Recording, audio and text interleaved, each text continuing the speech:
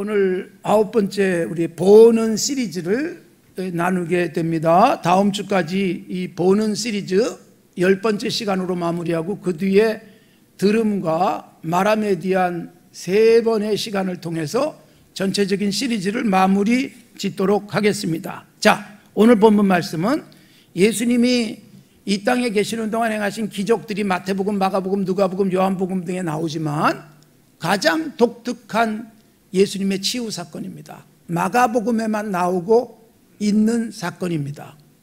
예수님이 예루살렘으로 올라가시는 중에 눈을 보지 못하는 시각장애인의 눈을 열어주신 사건입니다. 자, 왜 독특한가 하면은 예수님께서 죽은 자를 살리실 때도 단번에 살리셨어요. 병든 자 한 번에 일으켜 세우셨습니다. 그런데 이번에 예수님이 시각장애인의 눈을 확 뜨게 하셨는데 한 번에 완벽하게 치유가 되지 않았어요. 희미하게 보이는 상태. 그래서 다시 안수하심으로 그의 눈을 뜨게 하신 사건입니다. 그래서 오늘 치유는 예수님의 치유 사건 중에서 가장 독특한 그런 특징을 갖고 있습니다.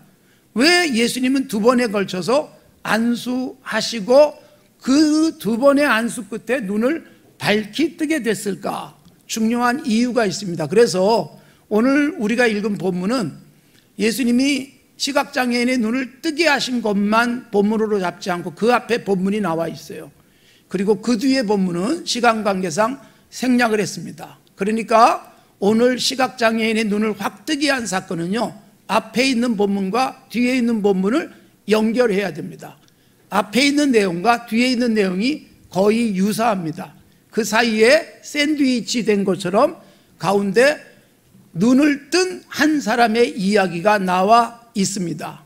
자, 여러분, 왜 이런 놀라운 일을 주님이 하셨을까? 그것도 2번에 걸쳐서 눈뜨게 하셨을까를 오늘 함께 살펴보면서 우리도 밝게 볼 수 있는 눈을 열었으면 좋겠습니다. 자, 벳세다에서 눈이 보이지 않는 한 사람을 예수님께 데리고 나온 사람이 있었습니다.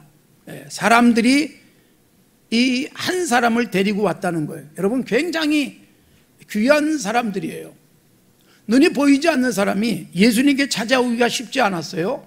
그런데 이 사람을 사람들이 데리고 왔어요. 아마 어떻게 보면 이 눈이 보이지 않는 사람은 예수님에 대한 정보도 없었을 것이고 또 예수님께 찾아가겠다는 의지도 없었을 거예요. 그런데 몇몇 사람들이 그 사람을 데리고 온 거예요. 여러분, 이렇게 누군가를 예수님께 데리고 온다는 것은 굉장히 귀한 일입니다. 예수님께서 중풍병자를 고치시는 사건 중에 또 독특한 사건이 하나 있어요. 중풍병자가 걷지 못하는데 몇몇 사람들이 그 사람을 침상채 들고 예수님께 왔던 사람들이 있었습니다. 참 귀한 분들이에요. 여러분, 그 사람들이 중풍병자를 고칠 수도 없었고 또 여기 나오는 사람들이 이 눈이 보이지 않는 사람의 눈을 뜨게 할 능력은 없었어요. 그러나 딱 한 가지를 할 수 있었어요. 예수님께 데리고 오는 일, 이것은 할 수 있었던 거예요. 여러분, 우리 그리스도인들이 해야 될 가장 중요한 사명이에요. 우리가 누군가의 인생을 확 바꿔줄 수는 없어요. 우리가 누군가에게 돈을 좀 나눠줄 수 있지만 그것이 인생의 문제를 해결해 주지 못하지요. 그렇기 때문에 우리가 해야 될 가장 소중하고 또 주님이 우리에게 원하시는 가장 중요한 사명으로 생각해야 될 것이 무엇이냐? 누군가를 예수님께 데려오는 것입니다. 혼자서 안 되면 둘, 셋이 같이 기도하면서 한 사람을 예수님께 데리고 오는 일도 우리에게 매우 중요한 일입니다. 내가 인생을 바꿔놓을 수 없지만 예수님께 데려오는 일까지는 할 수 있는 것이고 주님이 우리에게 그것을 원하시는 것입니다. 예수님의 제자 중에 가장 특별한 제자라고 할 수 있는 시몬 베드로, 그를 데리고 온 사람이 있었죠. 예수님을 요한복음 1장에 보면 먼저 만난 시몬의 동생 안드레였습니다. 예수님을 만나고 난 다음에 자기 형을 예수님께 데리고 왔어요. 데리고 오자마자 우리가 이미 보았죠. 장차 개발하리라, 앞을 활짝 열어주셨어요. 시몬의 미래를 보셨던 예수님입니다. 그것이 어떻게 가능했느냐? 누군가가 데리고 오는 거예요. 나다네일이라는 제자도 요한복음 1장에 보면 빌립이 데리고 옵니다. 그래서 예수님을 만나서 뛰어난 제자들이 되는 것입니다. 사랑하는 성도 여러분, 우리들이 이 땅 살아가면서 누군가를 예수님께 데려오는 일들 잘 감당하시고, 이 시간도 혹시 생각나는 사람이 있다면 그 사람을 데려오기 위해서 애쓰십시오. 기도도 오랫동안 하시고, 혼자 안 되면 이런저런 사람들이 같이 기도하면서 데리고 나오는 것은 중요합니다. 여러분, 우리가 아내, 남편, 좋은 관계 속에 살지만 때로는 믿음이 다를 수 있어요. 그럴 때 먼저 예수님을 만난 사람이 예수님께 데리고 오기 위해서 애쓰셔야 합니다. 사랑하는 성도 여러분, 우리가 누군가를 예수님께 데려가는 일 너무나도 소중하다. 여러분, 이렇게 데리고 온 사람들 때문에 한 사람의 눈이 활짝 열렸습니다. 자, 이렇게 데리고 오자 그 다음엔 예수님의 몫이었어요. 그 눈이 보이지 않는 사람을 밖으로 데리고 나가셨어요. 동네 밖으로. 그리고 그의 인생을 확 바꿔주셨습니다. 예수님이 손을 대셨어요. 여러분, 예수님이 손을 대시면 인생이 바뀌는 거예요. 사실 우리가 예배하는 이 시간도 주님의 터치를 느끼는 시간이 됐으면 좋겠습니다. 주님이 나를 만져주신다. 여러분, 직접 손을 대고 만지는 것은 중요한 일이에요. 마태복음에 보면 유대인들을 대상으로 해서 쓰는 그런 복음서지만, 마태가 예수님이 산에서 내려오셔서 제일 먼저 치유 사건을 기록을 했는 것이 뭐냐면 나병 환자를 예수님이 고치는 것이었습니다. 유대인들은 나병 환자 곁으로 지나가는 것만들도 불쾌하게 여겼어요. 손을 대는 건 더욱이 끔찍하게 여겼습니다. 저주받은 병이었기 때문에 그렇게 멀리 했습니다. 그런데 예수님이 나병 환자에게 손을 대시는 거예요. 아무도 만져주지 않는데, 아무도 손을 대지 않는데, 실수로라도 스치면 그야말로 부정탔다라고 생각하고 열심히 씻고 닦고 그러는 것이 유대인인데, 예수님이 그 사람에게 손을 대시고 고쳐주시는 것입니다. 여러분, 누구도 접촉하기 싫어하는 사람을 예수님은 접촉해 주시는 거예요. 우리가 여러분 예수님을 잘 접촉하십시오. 우리가 살고 있는 이 세상 접촉의 시대잖아요. 여러분, 사실 개인적인 접촉이 쉽지 않은 세상을 살고 있고, 우리는 세상 살다 보면 불쾌한 접촉 때문에 매우 속상해하는 경우들도 있고, 이것이 때로는 형사 문제가 되기도 합니다. 그러나 여러분, 정말 우리가 접촉을 반드시 해야 될 예수님과의 접촉, 우리에게 있으면 좋겠고요. 또 예수님과 끊임없이 접속되어져서 살 수 있다면 우린 복된 삶을 사는 것입니다. 세상 그 어떤 것에 접속되고 접촉하기보다 예수님께 접속이 되어지고 접촉할 수 있었으면 좋겠어요. 많은 청소년들이 잘못된 것에 접속하면서, 잘못된 사람과 접촉하면서, 그래서 이런저런 문제가 생기는 일들이 있습니다. 그래서 여러분, 우리가 접속하지 마, 접촉하지 마 라고 그런 것보다 더 좋은 교육 방법은 뭐예요? 정말로 접촉해야 될 예수님께 안내를 해주는 거예요. 예수님과 접속하는 법을 가르쳐 주는 거예요. 예수님과 접속하고 나니까 세상 접속하고 싶지 않을 정도로 건강해질 수 있는 거고요. 예수님과의 접촉을 통해서 인생이 달라질 수 있는 것입니다. 자, 이 사람에게 예수님이 먼저 접촉하셨어요. 손을 대주셨어요. 여러분, 마가복음 5장 등에도 나오지만 12해 동안 혈루증으로 고통당하던 사람이 예수님께 찾아와서 예수님의 겉옷에 손만 대도 낫겠다는 믿음을 가지고 예수님께 접촉한 한 여인이 있었습니다. 예수님 모르게 뒤에 와서 살짝 옷을 잡았는데 즉시로 혈루의 근원이 해결됐다. 그런 말씀이 기록되어져 있습니다. 여러분, 즉시예요. 예수님과 진실하게 접촉이 되어지면 우리 인생의 문제가 즉시로 해결되는 거예요. 세상 이것저것 잡으려고 했습니다. 내 문제를 해결해 줄 만한 능력이 있어 보이는 사람과 접촉을 하려고 그러고, 그 접촉을 위해서 온갖 방법과 수단을 다 동원하기도 하지만, 그러나 여러분, 세상의 접촉이 우리 문제를 근원적으로 해결해 주지는 않습니다. 예수님과 접촉되어져야 하는 것입니다. 예수님을 제대로 보고 예수님을 만나야 되는 것입니다. 자, 예수님이 그의 눈에 손을 대시고 눈을 뜨게 하셨습니다. 그런데 여러분, 제가 독특한 치유 사건이라고 말씀드렸잖아요. 예수님이 눈을 뜨게 하신 다음에 묻습니다. 23절, 무엇이 보이느냐라고 물었습니다. 소경이 분명히 눈을 떴지만 예수님이 시력 검사를 하시는 거예요. 잘 보이니? 그러자 이 눈을 뜬 사람이 보이긴 보입니다. 그러나 24절, 사람들이 보이는데 사람이 사람으로 온전하게 보이지 않는다는 거예요. 나무 같은 것들이 걸어다니는 것이 보입니다. 희미하게 보이는 거예요. 그러니까 여러분, 정말 약시 겨우 물체만 구별할 줄 아는 그 정도의 시력을 갖게 된 것입니다. 그런데 이것만으로도 얼마나 놀라운 일이에요. 이것만으로도 정말 기뻐할 일이잖아요. 그런데 예수님이 만족하지 않으세요.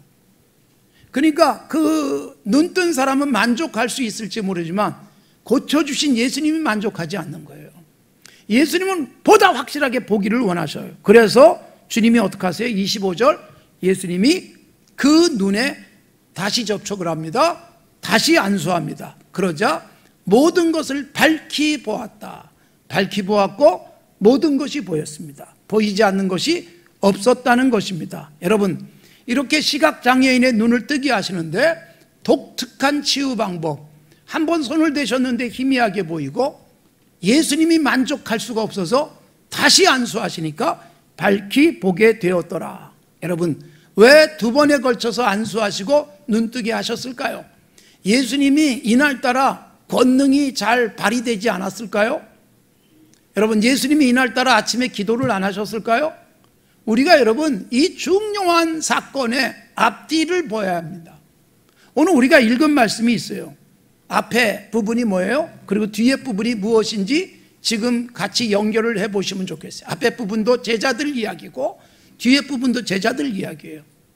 제자들이 희미한 거예요. 예수님을 따라가고 예수님의 제자가 됐는데도 여전히 희미한 상태가 이 눈을 뜬 사람 이야기 앞과 뒤에 있어요. 앞에는 뭐예요? 예수님이 배를 타고 가시는 중에 제자들에게 이런 말씀을 하셨어요. 바리새인과 헤롯의 누룩을 조심하라. 그 말씀을 하셨습니다. 여러분, 누룩이 성경엔 두 가지로 의미화됩니다. 좋은 것은 마태복음 13장에 누룩이라고 하는 것으로 나와요. 천국 비유. 천국이 마치 굉장한 영향력, 가루를 반죽했는데 거기다가 누룩, 이스트를 넣었더니 부풀잖아요. 그런 것처럼 천국은 정말로 계속해서 부풀고 성장해 간다. 이런 비유의 말씀을 하나 주셨고, 나머지는 구약과 신약에서 모두 다 부정적인 상징입니다. 출애굽을 할 때 누룩이 들어가 있지 않은, 이스트가 들어가 있지 않은 빵을 먹게 했어요. 이스트, 누룩이 상징해 주는 것, 부풀고 속히 퍼져가는 겁니다. 조금 넣는데 가루 전체에 영향을 미치는 것, 이게 죄예요, 죄. 그래서 출애굽을 하면서 다시는 죄에 손대지 말자, 이런 의미. 그리고 예수님이 잘못된 가르침들도 누룩으로 비유하셨어요. 바리새인들의 누룩, 바리새인들의 가르침, 헤롯의 누룩, 헤롯처럼 살아가는 삶의 태도, 정치적인 태도, 욕망만을 위해서 살아가는 태도는 배우지 말자, 그런 뜻입니다. 바리새인들 거룩한 척하지만 껍데기뿐인 그들의 가르침에 끌려가지 말아라. 이게 바로 바리새인의 누룩, 헤롯의 누룩을 조심하라는 것입니다. 예수님이 이렇게 수준 높은 말씀을 하셨는데 아직 깨닫지 못한 이들은 누룩, 이스트, 그러니까 뭐가 연상됐어요? 빵밖에 생각나지 않았습니다. 아, 빵 안 가져왔는데? 예수님이 말씀하신 걸 도무지 이해하지 못하는 거예요. 예수님이 답답하셨어요. 언제까지 그렇게 눈을 제대로 못 뜨겠니? 언제까지 그렇게 깨닫지 못하겠니? 떡 걱정을 하니? 조금 전에 너희들이 내가 떡 먹여주는, 빵 먹여주는 것을 보지 않았냐? 오병이어로 5,000명 먹였다. 12광주리가 남았다. 그리고 7개의 떡으로 4,000명을 먹이고 또 7광주리가 남지 않았느냐? 예수님이 이 말씀하시는 거. 왜 빵 걱정하냐? 예수님이 누룩을 말씀하시니까 누룩을 통해서 연상된 게 빵밖에 없는 거예요. 여러분, 우리도 우리의 상상력, 그리고 우리의 통찰력, 이게 여러분 건강하지 못하면 정말 연상해야 될 걸 연상하지 못할 수 있어요. 하나님의 말씀을 들으면서도 우리가 정말 상상력을 발휘하고 사고의 폭을 넓혀가면 좋은 방향을 향해서 갈 수 있는데 확 막혀버릴 수 있어요. 그래서 여러분, 우리가 기도해야 돼요. 말씀을 들을 때마다 깨닫고 제대로 이해하게 하옵소서. 여러분, 예수님이 답답하셔가지고 너희들이 눈이 있어도 못 보는구나. 그러니까 이 다음에 눈이 뜨여지지 않은 사람의 눈을 고쳐주시는데 처음엔 희미하게 보다가 그 다음엔 밝히 보는 두 번의 안수였어요. 제자들에게 무엇을 말씀할까요? 너희들이 내 제자이긴 제자이지만 아직 안수가 더 필요하구나. 나를 제대로 모르는구나. 바로 이런 예수님의 답답함이었어요. 그 다음에 예수님이 다시 이 눈뜨게 하는 사건 다음에 제자들에게 묻습니다. 세상 사람들이 나를 누구라고 하니? 그러자 제자들이 이런저런 대답을 합니다. 예수님이 29절에서 너희는 나를 누구라고 하느냐? 마태복음 16장에 나타난 그 내용이 여기 기록되어져 있습니다. 그러자 여러분, 제자들이 아마 급 당황을 했을 거예요. 그런데 베드로가 매우 빠르게 대답을 합니다. 주는 그리스도입니다.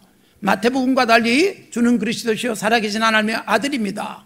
이렇게 고백을 했는데 마가복음에서는 주는 그리스도입니다까지만 나와 있어요. 마태와 마가가 강조점이 다르기 때문입니다. 마태는 예수님을 하나님의 아들로 그리는데 초점을 맞췄기 때문에 그것까지 기록했지만 마가는 예수님의 사역, 그러니까 사역을 이야기하려면 예수님은 그리스도다, 구약에 예언된 메시아다, 그 부분만 강조를 하기 위해서 이것만 기록을 했습니다. 주는 그리스도입니다 라고 고백을 했어요. 예수님이 굉장히 기뻐하세요. 너 정말 잘했다. 그걸 어떻게 알았니? 하나님이 너에게 알게 하셨구나. 마태복음과 종합하면 그렇게 되어져 있습니다. 그런데 여러분, 이렇게 분명하게 예수님에 대해서 아는 것 같은 시몬 베드로가 금방 또 넘어집니다. 예수님이 이어서 나는 그리스도야, 나는 하나님의 아들이야, 나는 하나님이 보내셔서 왔어, 나는 하나님 그 자체야. 그런데 내가 이제 십자가에 못 박혀 죽을 거야 라는 말씀을 하자마자 시몬 베드로가 예수님께 매달리는 거예요. 아니, 주님이 그런 일 당하면 안 되죠. 그때 예수님이 아주 단호하게 말씀을 한 거예요. 사탄아, 내 뒤로 물러가라. 이게 여러분 뒤에 나오는 스토리입니다. 그러니까 뭐예요? 예수님이 그리스도라는 걸 알아요. 눈 뜬 것 같아요. 보는 것 같아요. 그러나 힘이에요. 그 그리스도가 십자가에 죽었다가 살아남으로 말미암아 구원의 완성, 우리들의 부활의 희망을 주실 분이라는 것은 아직 모르는 거예요. 그래서 아직도 눈이 어둡구나, 아직도 나를 제대로 모르는구나, 내가 누군지를 모르는. 그러니까 여러분, 제자들은 끊임없이 예수님이 그냥 빵을 먹여주시는 분, 예수님이 병 고쳐주시는 분, 예수님이 이 땅에서 왕이 되신다면 우리가 정말 좋은 세상에 살겠구나, 이 생각밖에 못한 것이죠. 예수님을 믿고 알지만, 입으로 고백하지만 아직 확실하게 예수님에 대해서 모르는 희미한 눈, 바로 이 부분을 예수님이 지적하고 계시는 것입니다. 그래서 예수님은 다시 안수가 필요해, 이걸 마가복음 속에서 보여주고 있는 것이고 우리의 모습일 수 있어요. 예수님을 믿고, 그것도 수십 년 동안 믿었고 주일마다 예배 빠진 적이 없는데 예수님에 대해서 제대로 모를 수 있어요. 희미할 수 있어요. 감격이 넘치는 것 같다가도 주저앉고, 그리고 기쁨 속에 천국을 사는 것 같다가도 어느 날 황량한 광야에 던져진 것 같은 모습으로 걱정과 근심과 탄식 속에 잠 못 이룰 수도 있습니다. 그러니까 여러분, 눈이 확실하게 열리지 않으면 눈앞에 보이는 것 때문에 기쁘다가 속상하고 또 즐거워하다가 가슴 치는 이런 일들이 반복될 수밖에 없는데 눈이 확 열리면 달라진다는 거예요. 그래서 우리에게도 두 번의 안수가 필요하다. 두 번째 안수, 이게 뭘까요? 사도행전 2장으로 이어지는 것입니다. 복음서 다음이 사도행전으로 이어지는 거예요. 마태, 마가, 누가, 요한, 여러분 이 복음서 각각 그 다음이 사도행전이에요. 그러니까 예수님이 보여주는 거예요. 승천하시면서 기다려라, 아버지께서 너희에게 보내주실 것을 기다려라. 120명이 모여서 기도하다가 성령의 충만함을 받습니다. 성령의 충만함을 받는 그 순간 여러분, 바람 소리 같은 것이 들리고 불의 혀같이 갈라지는 것이 보이고, 그리고 성령이 말하게 하심을 따라 말하기 시작합니다. 여러분, 눈이 확 열렸습니다. 성령을 통해서 안수해 주신 거예요. 그 뒤로 여러분, 죽음 앞에서도 두렵지 않습니다. 감옥에 갇혔는데 감옥만 보이는 게 아니에요. 자기를 묶어 있는 것만 보이는 게 아니라 그 뒤가 보이는 거예요. 돌에 맞아 죽는 스데반이 돌로 자기를 치는 자들만 보이는 게 아니라 하나님 나라가 보이고 주님이 나를 영접하시는 것이 눈에 보이니까 두려움이 없어요. 그래서 믿음을 지켜요. 여러분, 신앙을 잘 지키다가도 변절하는 수가 있습니다. 얼마나 많은 사람들이 일제강점기에 변절했는지 몰라요. 왜 변절할까요? 확실하게 보이지 않기 때문에. 눈앞에 보이는 게 뭐예요? 고난뿐이에요. 이거 죽으면 큰일 나겠구나 싶은 거예요. 죽음이 죽음만으로 보입니다. 죽음 이유가 보이지 않은 채 죽음에 대한 두려움, 걱정, 근심만이 내 눈앞에 꽉 차 있다 보니까 여러분, 변절할 수밖에 없고 뒤로 물러설 수밖에 없는 거예요. 그래서 우리에게 두 번의 안수가 필요하다. 우리에게 주님께서 눈을 확 열어주시는 진정한 안수가 뭐냐? 성령 충만이에요. 여러분, 예수 믿는 그 순간 성령께서 우리 안에서 믿게 하시는 은혜를 주신 거예요. 성령 세례예요. 그런데 여러분, 그럼에도 불구하고 아직 확실하게 보이지 않아서 그래서 주저앉고 또 돌아서고 그리고 근심에 빠지고 잠 못 이루고 걱정하던 내가 여러분, 성령의 충만함을 통해서 제대로 안수를 받으면 여러분, 눈이 확 열려서 눈앞에 있는 것만 보이지 않습니다. 분명히 걱정스러운 상태인데 이것만 보이는 게 아니라 그 뒤가 보여요. 이 걱정스러운 상태를 통해서 나를 어디로 인도하실까? 속상한 일이 보이는데 이 속상한 일 다음에 뭐가 있을지 그게 보이기 시작하는 거예요. 눈이 환하게 열리면 그게 보이고, 그래서 인생이 달라지는 거예요. 사랑하는 성도 여러분, 이 말씀이 마가복음 속에서는 예루살렘으로 올라가는 길에서 주어진 말씀이에요. 예루살렘이 뭐예요? 예수님이 십자가에서 못 박여 죽으실 그 장소였어요. 그런데 제자들은요, 예루살렘이 뭘까요? 예수님이 왕 되실 곳으로만 본 거예요. 세상의 즐거움에만 취해 있는 거예요. 그런 예수님이 제자들과 함께 예루살렘으로 올라가시면서 내가 가는 이 길이 무슨 길인 줄 아냐? 이게 영광스러운 길, 부활의 길, 그리고 그냥 좋기만 한 길이 아니다. 나는 반드시 고난을 거치고 그 다음에 부활의 영광, 그래서 너희들에게 영원한 그 나라를 보여줄 것이다. 그 길로 데려가시는 거예요. 우리가 여러분, 예루살렘을 향해서 가는 길에 있어요. 언젠간 하늘의 새 예루살렘에 들어갈 텐데 이 가는 과정 속에 눈을 제대로 뜨면 어떤 경우에도 찬송과 감사와 기쁨이 가득할 수 있습니다. 사랑하는 성도 여러분, 우리에게 다시 안수가 필요하지 않습니까? 제대로 볼 수 있는 눈이 열려야 되지 않겠습니까? 디모데 후서를 쓰는 바울 사도는 여러분, 디모데에게 이렇게 말씀합니다. 서두에서 내가 안수함으로 네 안에 있는 은사를 다시 불릴 듯 하게 했으면 좋겠다. 이게 뭐냐면 디모데가 굉장히 열정적이고 헌신적인 하나님의 일꾼이고 바울 사도에게 아들 같은 사람이었지만 디모데 후서를 쓰면서 전서를 보내고 두 번째 편지를 쓰면서 내가 너한테 다시 안수해야 되겠다. 네가 다시 불릴 듯 일어났으면 좋겠다. 그렇습니다, 여러분. 아무리 믿음 좋은 사람도 주저앉는 때가 있고요. 활활 타오르는 불길 갔다가 싸늘하게 식어버린 재처럼 될 수도 있어요. 그래서 우리에게 두 번의 안수가 필요하다. 이걸 밝혀주고 있는 것입니다. 엘리사 선지자가 여러분 정말 그 아람 군대가 자기를 포위했을 때 그는 걱정이 없어요. 그러나 그의 사활은 근심과 탄식에 빠집니다. 기도하는 거예요. 저 청년의 눈을 열어주옵소서. 젊은이의 눈을 열어주옵소서.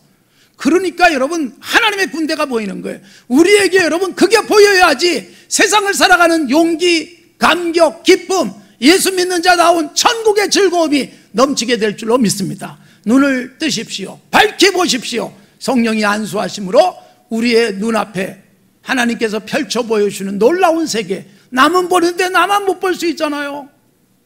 남들은 다 보고 기뻐하는데 나만 눈이 희미해서 보이지 못하는 불행한 상태에 있지 않겠습니까? 여러분, 우리의 눈을 제대로 뜨시고 밝히 보는 놀라운 복이 우리 가운데 있기를 바랍니다.